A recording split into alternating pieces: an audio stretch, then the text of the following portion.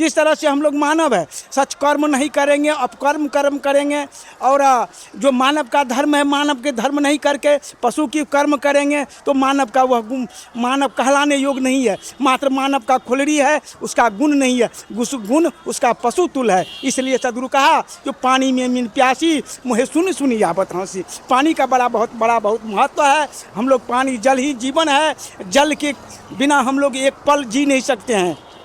At Prayagraj right now, and I'm really keen to find out what people think about Ganga, how do they revere it, what are their feelings. At the same time, I also want to find out what do they think about the rivers, lakes and ponds in their own city, and do they really talk about water in their everyday life. इस सामाजिक समरसता का एक भाव देखने में मिलता है यहाँ कुंभ में। जो शाही अमृत स्नान है, अमृत स्नान जो देखने को जो मिल रहा है कि सारे जितने भी देवी देवताएं यहाँ पर आ जाते हैं, प्रयागराज में आके विराजमान हो जाते हैं।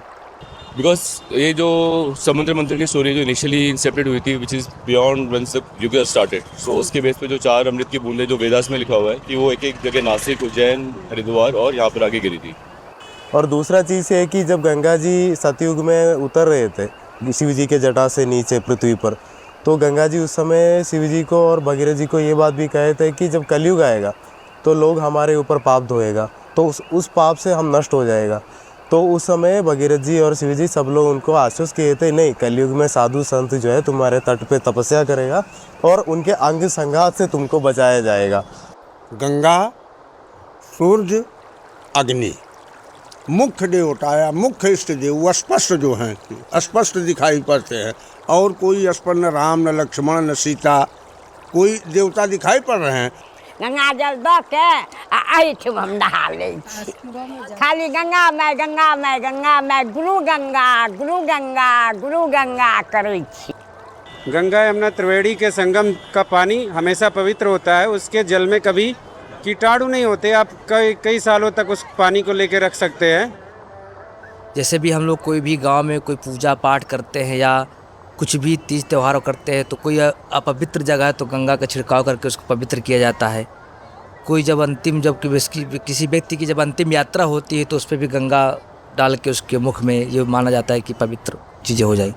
तो एक धार्मिक आध्यात्मिक तो महत्व तो है ही है। साथ में इस समय जो अखबार में देख रहा हूँ, गंगा को आर्थिक रूप से बहुत महत्व है, क्योंकि जो गंगा के किनारे के जितने भी जो क्षेत्र है, चाहे वो 5 जो स्टेट है आपका, उत्तराखंड है, उत्तर प्रदेश है, बिहार, झारखंड, पश्चिम बंगाल, वो बड़ा फर्टिलाइज एरिया है, मतलब वहाँ की उत्पादकता बहुत अधिक है।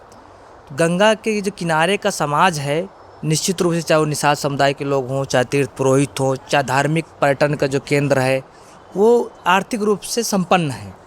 ये नहीं देखती कि वो हमको क्या फ़ायदा देगा, अपना फ़ायदा उसको देती रहती। माँ गंगा में देखो पता नहीं कितने जलीय जीव वहाँ पे उनका वास है, निवास स्थान है, उनके रहने की जगह है, आराम से पल बढ़े। ये मानव जाति तो धरती पे रहती है, कुछ प्राणी धरती पे रहने से ज़्यादा तो नदियों में ज़्यादा लोग, सागरों में ज़्यादा प्राणी जीव ज़्यादा उसमें पाए जाते हैं। देखिए, प्रत्येक नदी अपने आप में एक उस राष्ट्र की जीवन प्रवाह होती है। उसमें गंगा तो एक ऐसी नदी है जो विश्व में ऐसी नदी नहीं है। इसके अमृत तुल्य जल हैं, अनेक बीमारियों को दूर करने की क्षमता है। गंगा किनारे वास करने वाले की आंतरिक पवित्रता भी हो जाती है, शारीरिक पवित्रता भी हो जाती है, मानसिक पवित्रता भी हो जाती है। और इसी कारण है कि गंगा के किनारे ही 2-2 कुंभ और अर्ध कुंभ होते हैं। धार्मिक मान्यताएं भी ऐसी ही है, परंतु जब खास करके जब से हम लोग स्वतंत्र हुए, प्रतंत्र भारतवर्ष में भी हस्तक्षेप हुआ था लेकिन तुरंत रोक दिया गया। और जब स्वतंत्र हो गए तो सबसे बड़ी आफत जो आई वो हमारी नदियों पर और ख़ास करके गंगा पर आई। और आजकल गंगा का जल, जिस किनारे रह करके गंगा का जल पी करके लोग बीमारियों को दूर करता था, आज वह गंगा का जल पी करके बीमारी को आमंत्रित कर रहा है। ये तथ्य है, इसको हम कोई अब यहीं हम लोग आए हैं, सब का सब बीमार पड़े हुए। तो ये जो एक व्यावसायिक दृष्टिकोण से नदियों को देखा जाना, गंगा को देखा जाना, यह देश के लिए ही नहीं दुर्भाग्य है, यह हमारे आने वाली पीढ़ी को सर्वनाश की ओर ले जाने वाला। तो हम लोग को कहाँ मिनरल वाटर थोड़ा नहीं पीने जाते बाहर, नदी में रहते तो नदी का पानी पीना पड़ता है। The river is not just a bit of water, it's a living divine presence, and but every body of water has that too. It's not just Ganga. Ganga's special because so many people over thousands and thousands of years, probably tens of thousands, hundreds of thousands, we don't know, years have sat by and done their spiritual practice. So it's charged spiritually, and so it's a very precious thing, and to lose it would be disastrous, I think, for not just for India but for humanity. तो इस तरीके से कह सकते हैं कि माँ गंगा हमारी एक जीवन रेखा है।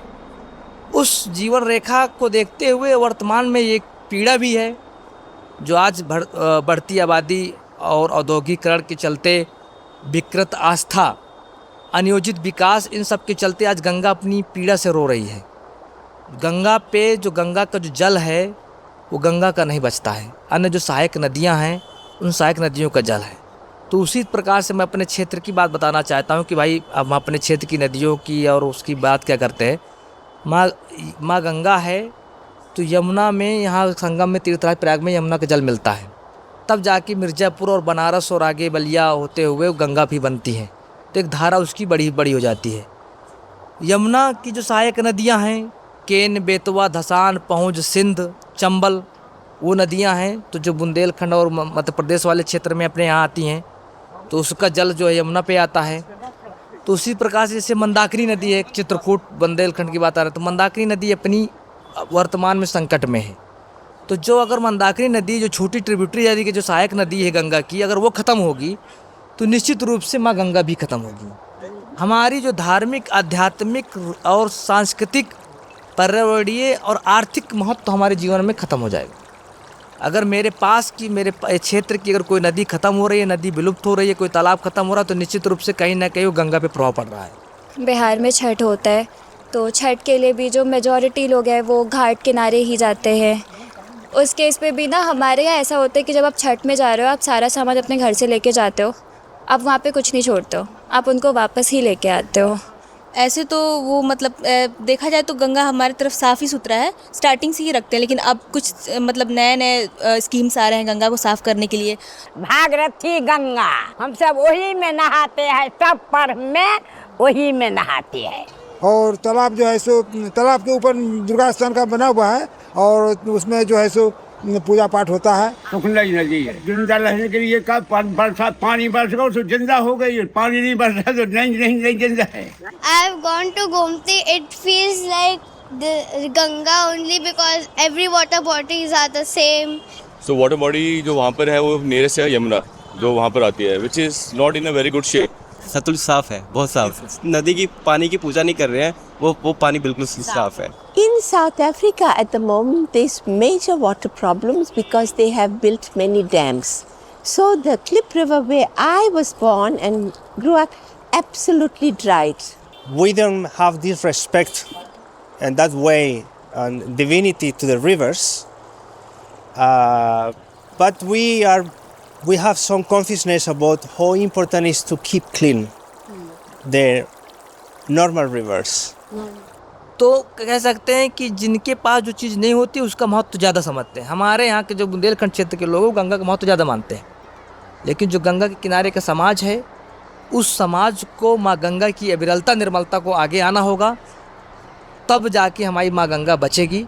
और ये इसकी शुरुआत, इसका कार्य ज़रूरी नहीं कि हम गंगा किनारे ही करें, हम कहीं भी हैं, कहीं भी काम कर रहे हैं तो निश्चित रूप से वो गंगा में प्रभाव पड़ेगा।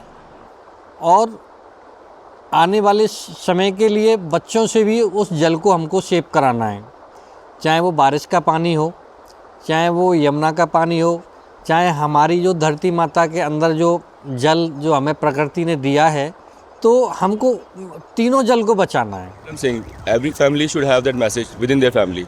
We cannot control the society, but अगर हम अपनी फैमिली को एटलीस्ट सपोर्ट करके समझा रहे हैं कि ऐसे रहे, तो फॉर एग्जांपल मेरे जो बच्चे हैं उनका पूरा लाइफस्टाइल पता है हमारा, कैसे नहाना है, कैसे वेस्टेज नहीं करनी है फूड की, कैसे पूरे प्लेट के खाना खत्म करना है. So small small things that you teach your kids. Water harvesting करते हैं. बनाकर बरसात पानी ले Because India, Bharat Barsha needs to preach with example to the other world, to the rest of the world. And we need to really keep clean the sacred place. When we go to the temple, we remove the chapels because we want to respect the sacred place.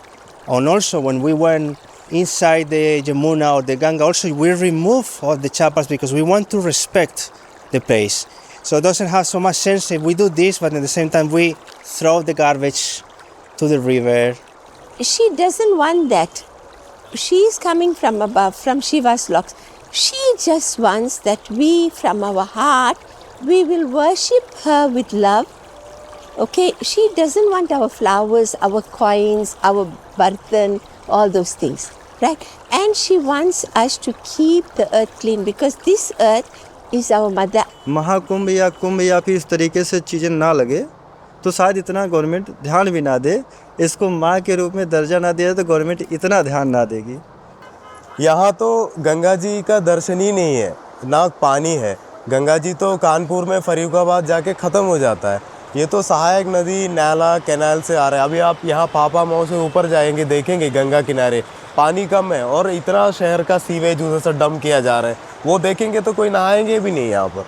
और एक मछली भी यहाँ दिखाई नहीं पड़ता है. 10 साल पहले हमारा खुद गुरुदेव जी कहते थे कि यहाँ मछली दिखाई पड़ता था. जब करने के लिए नदी में खड़े रहते पाँव डुबा के तो पाँव में आके चोट मारते थे. और आज के टाइम में आप नहाइए कुछ कीजिए ना एक मछली है वहाँ पर. तो ये फ़र्क तो दिख ही रहा है. पॉइजन से पॉइजन होता जा रहा है. और जिस चीज़ का सरकार ढिंडोरा पीटता है, सरकार तो कॉपरेशन का काम कर रहा है, STP बनवा दे रहा है. इससे तो गंगा जी का भलाई नहीं हो रहा है. गंगा जी का समस्या है कि गंगा जी में पानी नहीं है, भीषण खनन हो रहा है गंगा जी में. इस पर ध्यान देना चाहिए. और मात्र 4% बह रहा है, वो कानपुर फरीदाबाद आके वो भी क्षीण हो जा रहा है. फिर सहायक नदियाँ और STP का सीवेज जितने वाटर है वो आके यहाँ मिल दे रहा है. 2,500 किलोमीटर लंबा एक नदी है जिसके चलते एक पूरा समाज, एक कई हज़ारों साल से समाज बसा हुआ है, एक सिविलाइजेशन बसा हुआ है.